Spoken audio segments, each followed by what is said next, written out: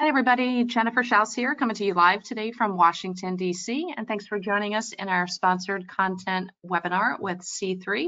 They're going to cover some vital details on CMMC and everything that you need to know related to that. So we want to thank the C3 team for joining us and sharing their knowledge and wisdom. So here's what happens next, the CMMC rule drop. We're joined today by Bill Wooten, the Chief Revenue Officer of C3, and his esteemed colleagues, Ryan Hydorn, the CTO, and Scott Whitehouse, Compliance Services Director. Bill, over to you. Great. Thank you, Jennifer. As she mentioned, my name is Bill Wooten. I am Chief Revenue Officer of C3 Integrated Solutions. I'll be sort of moderating today's conversation. And with me today is Ryan and Scott. Ryan, why don't you go ahead and do an intro? Thanks, Bill. Good afternoon, good morning, everyone. My name is Ryan Hydorn, CTO at C3. My background expertise is in implementing NIST 800-171, working with defense contractors to become compliant with DFAR 7012 clause, and most recently, getting companies prepared for CMMC. Happy to be here today. Scott? Great.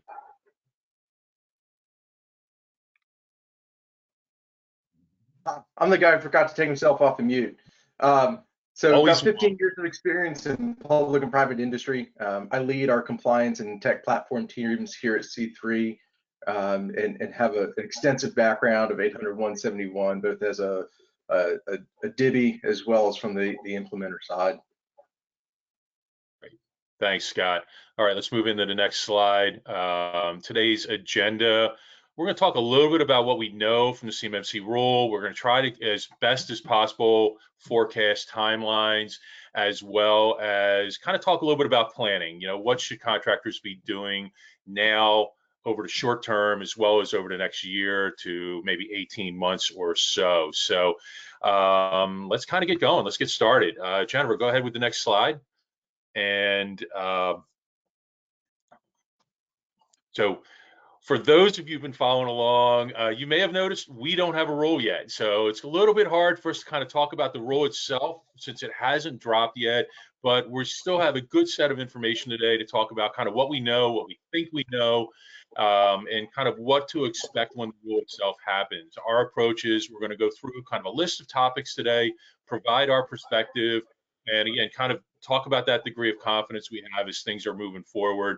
We're going to do our best to kind of make sure we're calling out those things that are speculative and those things that are really well known.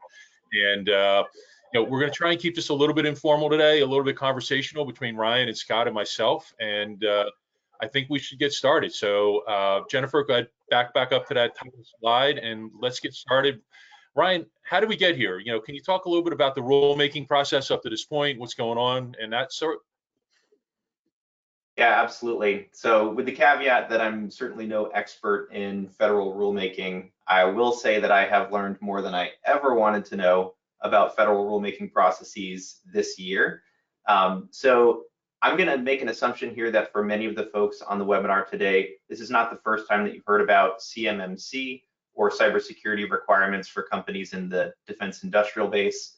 I do want to provide a little bit of background, but I won't spend too much time there. So the Department of Defense submitted the CMMC rules that we're talking about today back to the Office of Management and Budget in July of this year. So we knew that OIRA, the team within OMB responsible for reviewing those rules, had 90 days to either move that rule forward or send it back.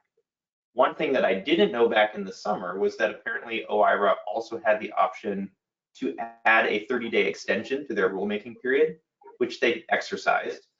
So that moved our timeline for seeing the CMMC rule to November 21st. Many of you will notice that that date has passed.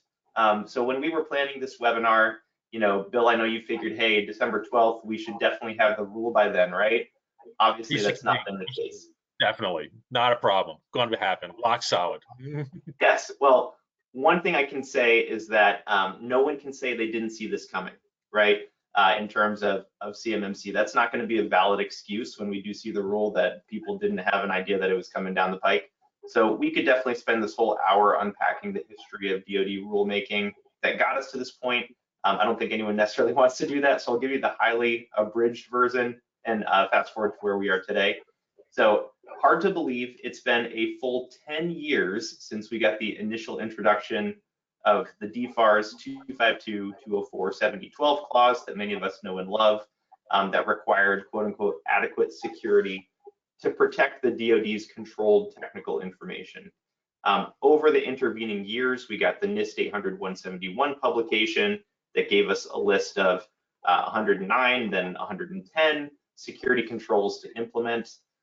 Fast forward to 2019, and a kind of interesting thing happened where we got a report from the DoD Inspector General confirming what many of us in industry already knew, which was that defense contractors were broadly failing to implement NIST 800-171. So that really is the relevant background for CMMC. And back in January 2020, we got CMMC 1.0, and thus began the slew of webinars and communications that many of us have been either listening to or tuning out over the last few years. Initially, things went pretty quickly. From my perspective, DoD was moving pretty fast. We got DFARS rulemaking that established CMMC and NIST 800-171 assessment requirements. Those were those clauses 7019, 7020, 7021. But then things started to slow down, right? DoD conducted an internal review of CMMC in 2021, which led to some internal movement of the CMMC PMO office over to the DoD CIO's office, et cetera, et cetera. Lots of interesting political moves and a whole lot of waiting. I will say that over those last 2 years, this entire accreditation ecosystem of third-party assessors, service providers like C3, and training has really been booming. We've also seen the DCMA DIBCAC doing spot checks of some contractors' information systems in the pilot program of joint surveillance assessments, which we'll talk about later. But really, the takeaway here is probably a no-brainer. CMMC is not new, but it's important to highlight as we think towards getting this rule drop possibly this week, maybe today, who knows, probably any day now, and we think towards the public comment period. Your opportunity to have one final say on the CMMC rule. So just to sum things up, again, we were expecting a rule by November 21st. That day came and went. On the very last day that OMB could complete their review, November 21st, they did. So it has passed OMB and is now out there in bureaucratic limbo as they go through typical pre-publication processes, arcane processes that many of us don't have very good visibility into. To sum it up, I think we're probably going to see it this week, although I said that last week too, so we'll see. Yeah, that was kind of the punchline is where are we with the rule status? Let's give you a little bit of flexibility. We think we'll see it by the end of the year. There you go. I mean, I don't know about you guys, I'm definitely looking forward to some holiday reading, estimated hundreds of pages of CMMC program documents. Was hoping to get it a little bit earlier in the year, but that's where we are. Yeah, that's no joke. The rumor is 150 plus pages. So, I got a big old spot under the Christmas tree. I'm hoping to see it on Christmas. So, one of our board members, Bob Metzger, he had an interesting take on LinkedIn this past Friday, a little bit around the rulemaking and where it's going. Can you comment on that real quick and maybe summarize what he said? Yeah, in the intervening silence from DoD as we speculate kind of when the rule is coming out, folks are looking for any scraps of information. Bob pointed out last week that the Unified Agenda, which is a twice annual report that the federal government puts out saying, hey, we plan to review or take action on these regulatory items over the next period. That was actually published on December 6th for fall 2023. And it gives us a little bit of interesting information about what to expect in terms of the next action on various pieces of the CMMC program and related regulations. It does get a little bit nuanced here, so I'll try to explain it as a layperson and the way that I understand it. Essentially, we're expecting 2 CMMC rules. One of them is in 32 CFR, one of them is in 48 CFR. What does that mean? Again, as a layperson, I think of 32 CFR as what directs the government to implement CMMC.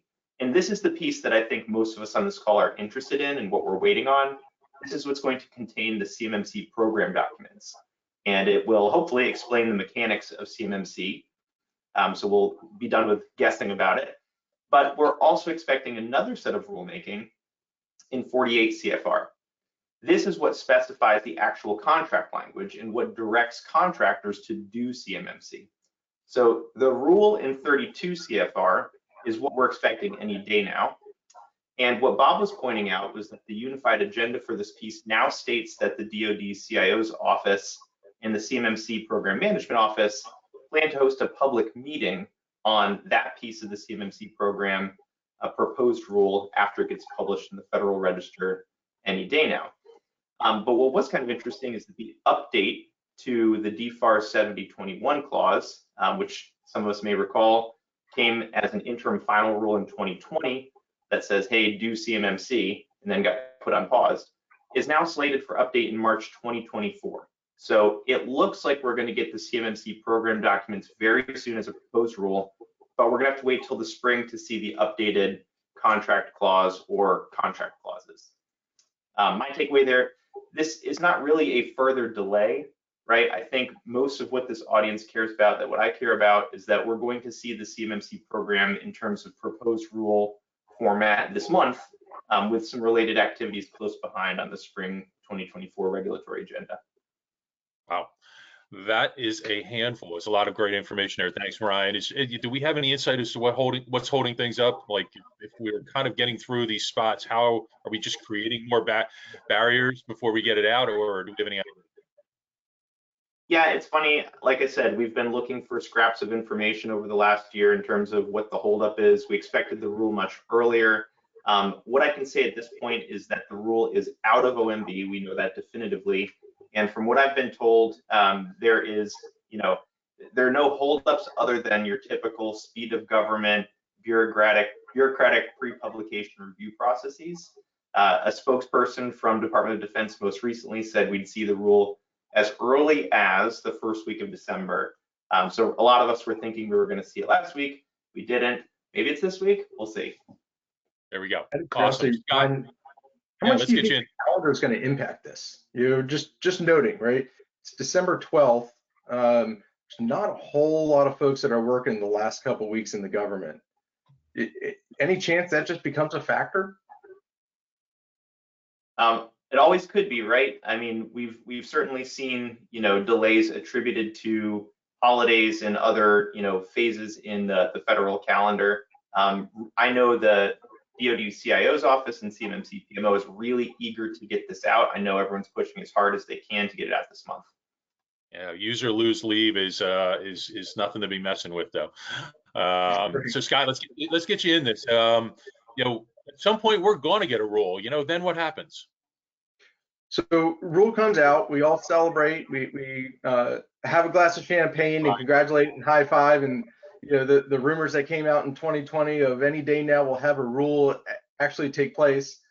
And then we've got a 60-day time period to make comments, right? This is our opportunity to give feedback, right? Speak now, forever hold your peace, right? So we'll have 60 days for that. It goes through an adjudication process. Through that, they will read through public comments, may or may not take suggestions and comments, but in theory, that process does take place. And then there will be a public draft posted. That too goes through a public comment period with another round of adjudication, and then we get a final publication followed by congressional review. Great. If folks out there, if they're interested, obviously there's a lot of folks that are interested in the rule. If they want to provide comments into it, any advice for them, any recommendations for them to take in terms of that approach and what they should be thinking about? Absolutely. This is one of those speak now or forever hold your peace, right? We have an opportunity to shape the program from day one, right? So if you have thoughts on opportunities to improve the program, voice them, write them out, send them in, right? These, while webinars like this are helpful and talking amongst colleagues are helpful, if we're not reporting it back to the authorities, there's no opportunity for improvement. So speak now, speak loud, make your comments known. DoD's taking a pretty hard stance on costs, right? We all know there's costs associated with CMMC. They've kind of taken the stance of, well, don't talk to me about the implementation of 171 and the costs associated with that, because that's already in your contracts from a decade ago. And there's a little validity to that. However, there's still costs associated with the assessments, and in some cases, those are material costs. So there's a worthwhile effort to voice those concerns. If cost is of your concern, assessment costs are new. And I think the other part is try to contribute to the process. Kind of crying about the fact that there is a process isn't going to get you anywhere. But if you have concerns, if you have challenges with it, try to be positive, try to be proactive in terms of recommending solutions as well.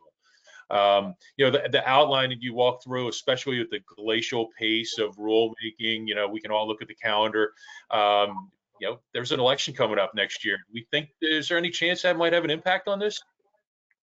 Yeah, I mean, politics are politics, right? So there's always a chance that somebody will have an opinion, or that it'll get caught up in a political process. It's also pretty well known that we've got some real cybersecurity risks out there, right? Washington Post recently published an article about China going after critical infrastructure. And these are the types of things that are being targeted with CUI and thus CMMC.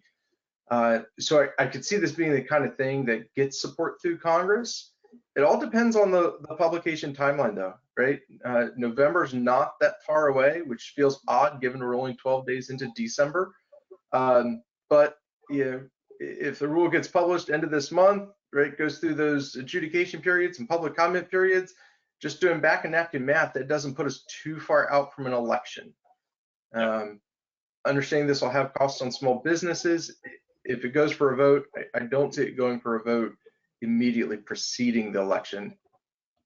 Yeah, and it's great. That's certainly a risk factor as we start looking at what the implementation looks like. So let's assume we get it in, it comes out, we get it finalized in the next year or so. The election's not in a factor. When do we think we might start seeing CMMC in contracts? Yeah, it's an important question. And I mean, the easy answer is that this isn't going to be a cutover event where suddenly the rule goes final and now it's in everyone's contracts at the same time. It's definitely not going to be the case. First thing to highlight is that the rollout is going to go into new solicitations, right, as opposed to existing contracts. And that will happen no earlier than a final rule in 48 CFR, like I was talking about earlier, which is likely Q4 of 2024. But I won't be shocked if we actually see very few CMMC requirements in new solicitations in 2024, really with the rollout beginning in earnest in 2025. Now, I'm not a contracts person, but I don't anticipate a contract action like a mass administrative modification or mass mod, which would retroactively apply CMMC to existing contracts. Instead, DoD has been very clear throughout this whole process that they are expecting a phased approach.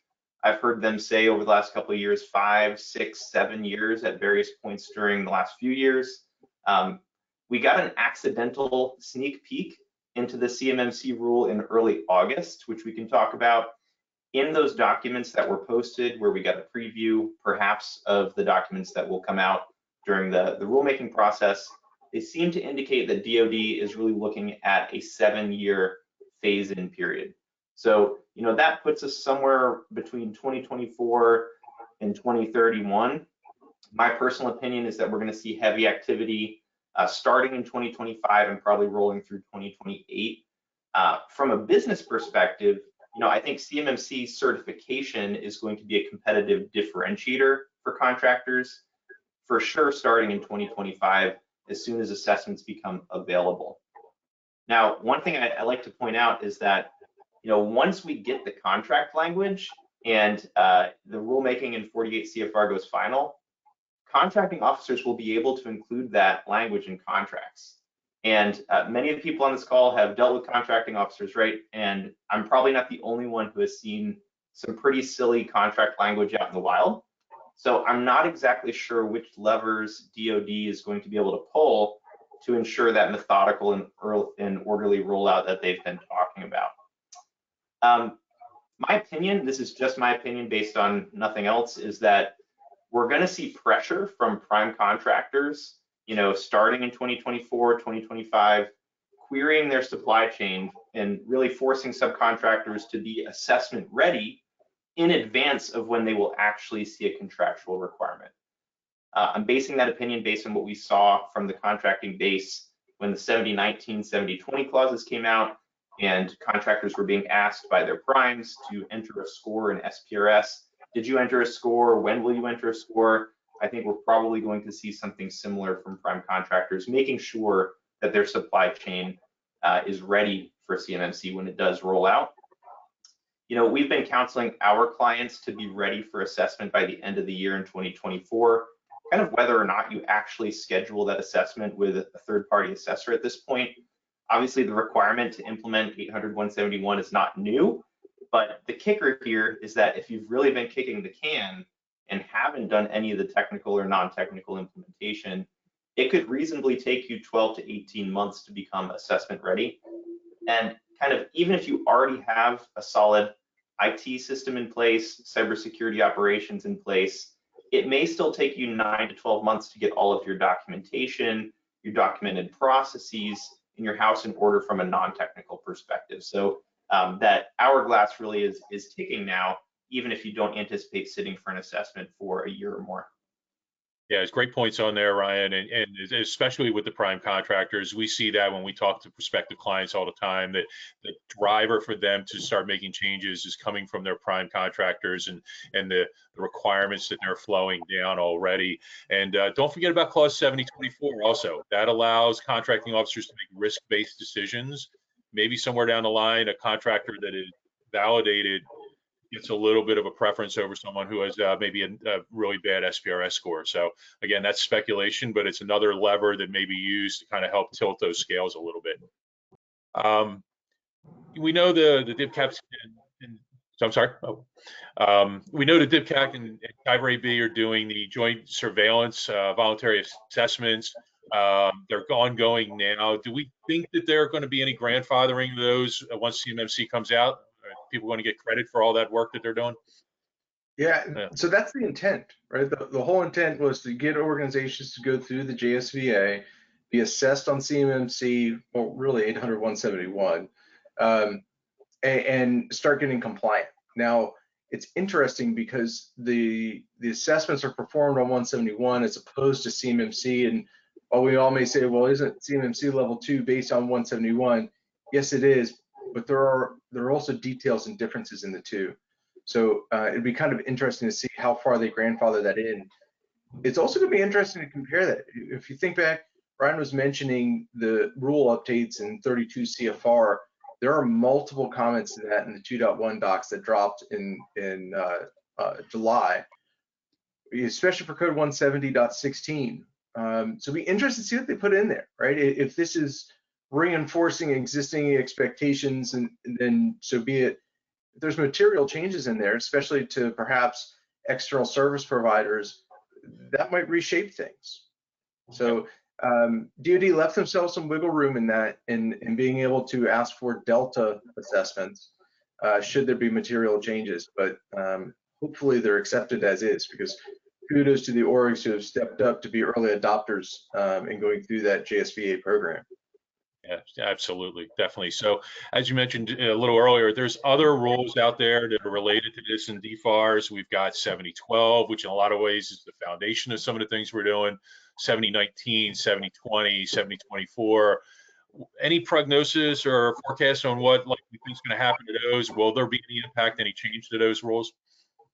So it's interesting. In the documents that were accidentally released in July, there was only one reference to DFARS through the entire thing, right? That is really talking about external service providers in terms of DFARS 7012. So 19, 20, 24 all remain. I don't see 24 going anywhere, right? DoD's already talked about wanting to be able to use cybersecurity as a mechanism for contract award. I can't see that going anywhere. 7019, 7020. Yeah, we'll see. There might be some, they may not be as necessary once the rule actually comes out. Interesting. So if I could jump in here, I mean, one minor piece insight that we did see from the unified agenda when it was published is that the 7019, 7020 rules that are talking about the self-assessment that contractors need to perform using the DoD assessment methodology, posting that score to SPRS, those were interim rules.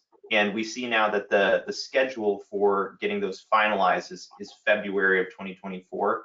So there's still a possibility that that language gets tweaked before it goes final.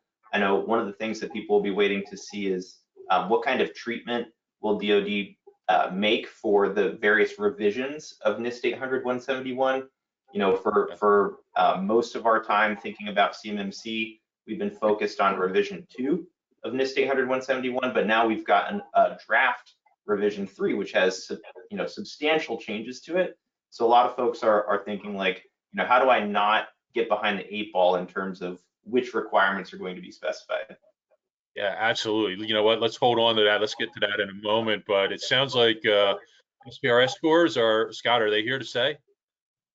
Yeah, I don't see them going anywhere, especially if you think about a 7-year rollout, right? If organizations are given 7 years to implement and be assessed on CMMC, DoD's still got to do some sort of validation between now and then, right?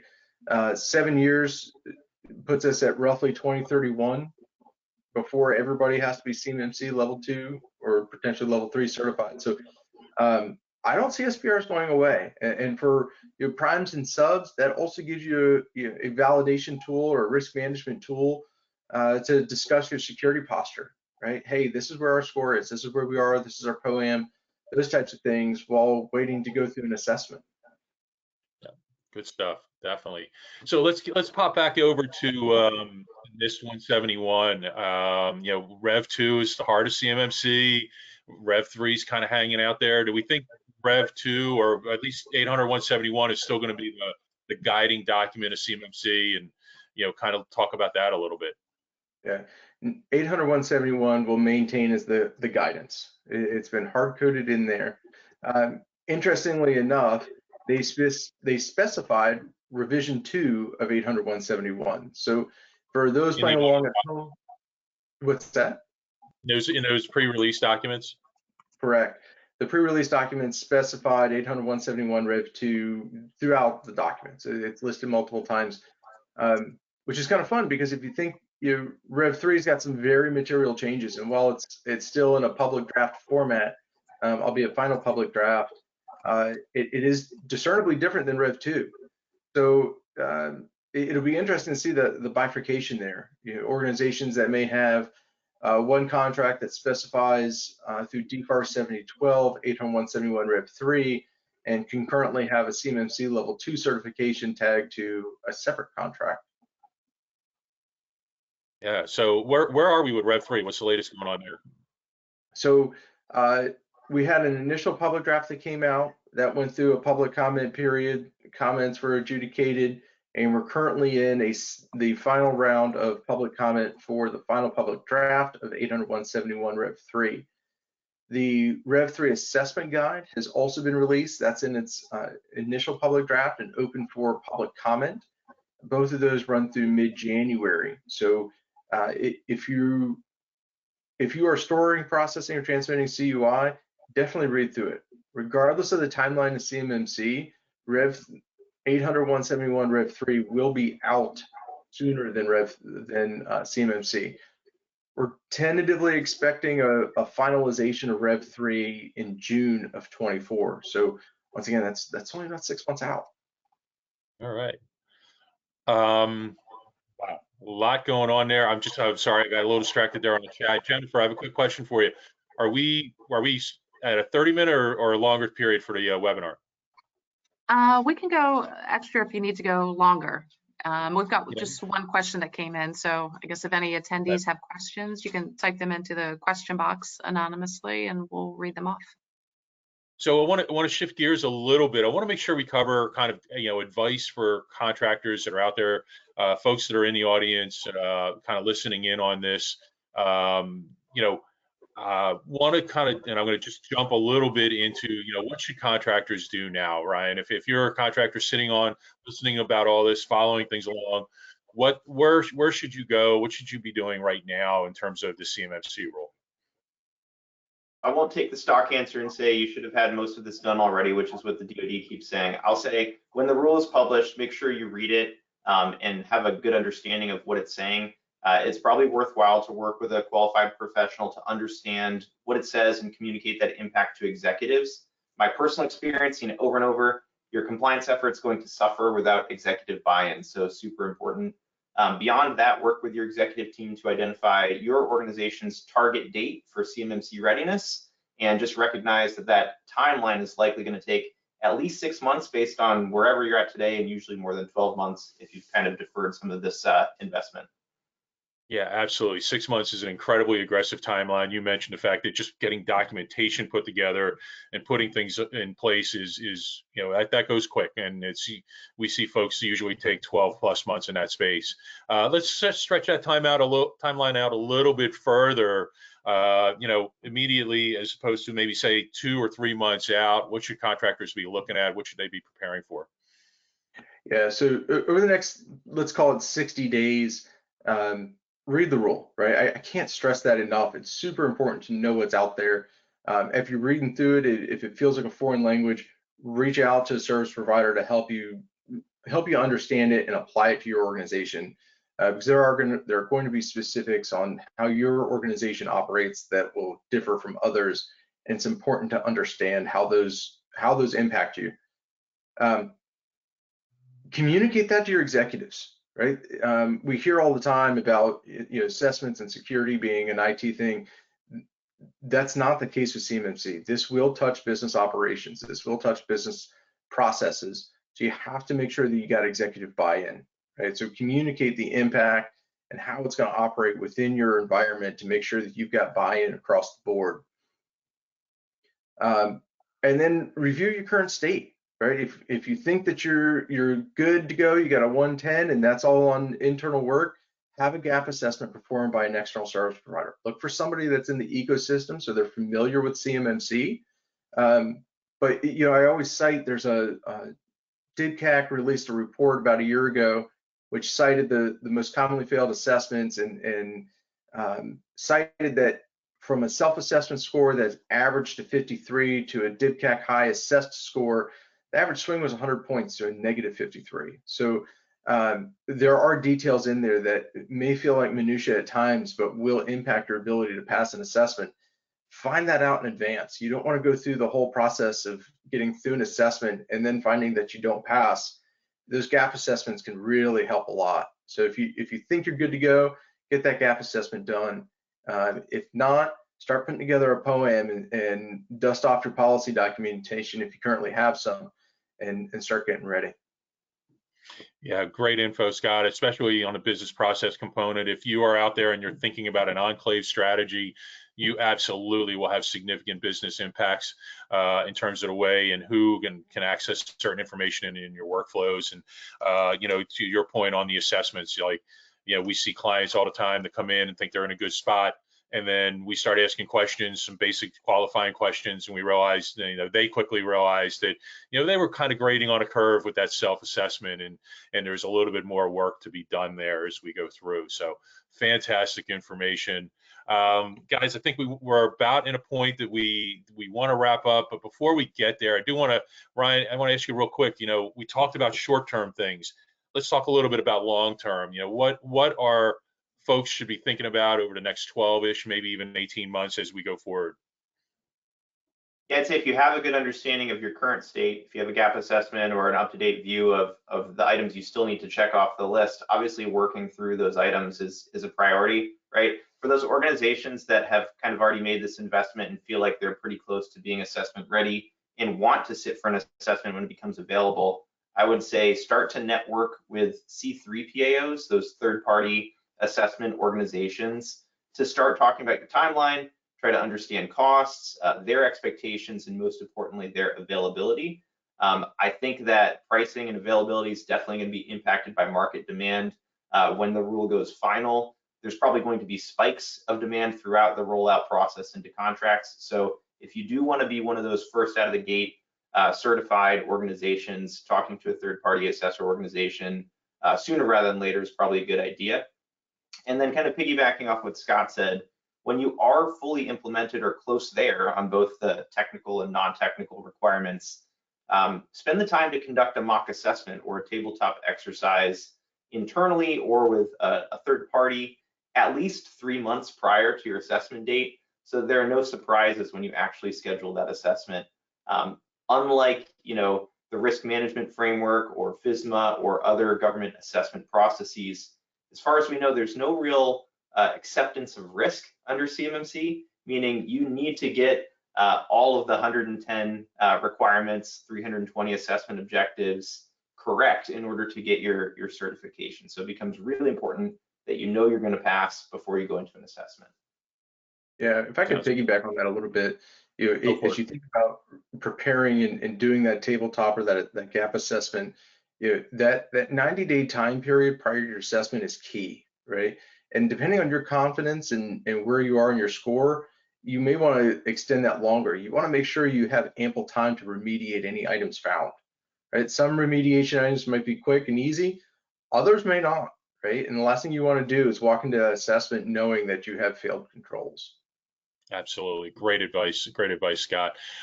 Jennifer, as we kind of roll back in, I'm going to ask you to pop up kind of that next to last slide. Parting shots. Brian, you want to go first? Any other comments? I'll circle back to the first thing I said, which is no one's gonna be able to say they didn't see this coming. As we think about seeing the rule and providing comments, I think the DoD has done an exceptionally careful job of making sure they've already answered your objections around, hey, this costs too much, it's too much effort, right? We've seen years of rulemaking process where that's been the primary feedback from industry and industry groups. And despite the validity of those comments, I don't think that they're very useful at this point in the game. So I'd really focus on making sure you understand the technical, non-technical requirements, any nuance to the CMMC program that gets announced during the rulemaking process. And again, making sure you have buy-in from your executive team and alignment on when the organization needs to be ready for a CMMC assessment. Great stuff, Ryan. Scott, final shot? Yeah, get ready. It's going to be a fun ride. It'll be interesting to see once this rule drops, what's in it and what's not, and where the tentacles go. So I'm cautiously excited about this. Sounds great. So those of you who follow C3 at all, you know that we've got a little thing we do called a lighter side. This is a preview of our next cartoon. We finally do get the roll drop, kind of excitement and all of that, but it also brings to that point of, the hard part really starts once the roll happens. We're all looking at this as it's not a destination, it's a milestone. It's an incredible turning point of what's going to go. There's going to be a lot of work that's just kicking off as we go through with that. Jennifer, I know we ran a little bit late on time. I apologize on that. I know there's a couple questions in the queue. We'll answer those offline and make sure we reach back out to folks who have them. And then let me hand it back over to you for any other wrap up. Great. And we can continue on, no problem here if you want me to go ahead and move to the next slide and read off the next questions. Sure, if we got a little extra time, that's awesome. Sure. So I'll keep it on this slide in case anybody wants to contact the good folks at C3. You've got a email address there as well as a website. And let me pull up the questions. So if anybody has questions, you can type them in on the right-hand side. We will read them in the order that they came in, and we'll keep those anonymous. So there's no stupid question, but nothing to feel bad about asking. Okay, first one reads, do we have any idea what the assessment audit cost impact will be? I'll take a swing at that. Oh, sorry, go ahead, Ryan. Well, here's the answer. None of us know, but we've seen various data points throughout the market today based on third-party assessors who have been supporting joint surveillance assessments, et cetera. Again, so if you're looking for an assessment, go talk to one of those organizations. C3 is not a C3 PAO, but for those that we've worked with, I'd say like probably the floor on that is a $30,000 to $40,000 effort to be able to conduct an assessment. Again, I think this is really going to be driven by a couple of different things. The complexity of your scope, right? So whether you've got a small enclave that's very well defined, or you've got an organization-wide deployment with a ton of systems in your system security plan, that's one. The other would be how well prepared you are. So these third-party assessors are going to do some initial discovery to understand, the state of your documentation. Do you have a really well-described system design document, configuration documentation, system security plan, et cetera? If so, that's probably going to lower the cost. It's be less of an effort for the assessor. And then the third is going to be market demand, right? So, a year or two ago, we were saying we're very concerned about the number of third-party assessors in the marketplace. Will they be able to accommodate demand? I think on the current timeline, they will be able to accommodate demand in this phased rollout period, but certainly we're going to see spikes of demand, and that may impact costs as well. Great. Thanks, Ryan. Let's go, And Jennifer. The next question, can we talk more about early assessment? Should we consider that option? Any advantages to that option? Yeah, I'll field that one. So kind of depends on your strategic position. If you're an organization where you're at a compliance state where you feel real strongly about a 110 score, yeah, go for it, right? When we talk about the contract officers being able to use cybersecurity for contract award, this puts your best foot forward, right? If you're somebody who might be a little less mature, let's say, it might be a little lower SPRS score, say sub-0, I wouldn't necessarily volunteer to stand in line for that, right? I'd focus my efforts on getting my SPRS score up, improving my cybersecurity, and making sure that 171 is implemented, right? Not just I've checked the boxes, but it's actually implemented in the organization before getting in line for that JSV. Great point, Scott. Absolutely. Quick programming note for those looking at the slide. Apparently, we have a little bit of a typo on there. It's info@c3isit.com. That's C as in Charlie, 3 isit.com. Apologies for the typo on that end of it. Okay, Jennifer, are we good? About ready to wrap up? Yep, that wraps it up for questions. So any last remarks you guys want to make? And we'll be sure to get the recording out to everybody within the next 2 or 3 hours. Yeah, I'll just do a little plug for us. Please visit us at our website, follow us from a social media standpoint. Certainly once the rule drops and we have a little bit of chance to do our Christmas reading and absorb everything, we'll come back, we'll do another one of these, and hopefully we'll be able to talk about how many things we got right or maybe we're a little bit off the mark on. So thanks everyone for attending again. I really appreciate it, and look forward to talking to folks offline. Great. Thanks everybody for joining us. Thanks Bill, Scott, and Ryan. Appreciate it. Thank you all. Happy holidays and Thanks, happy rulemaking season. Happy holidays.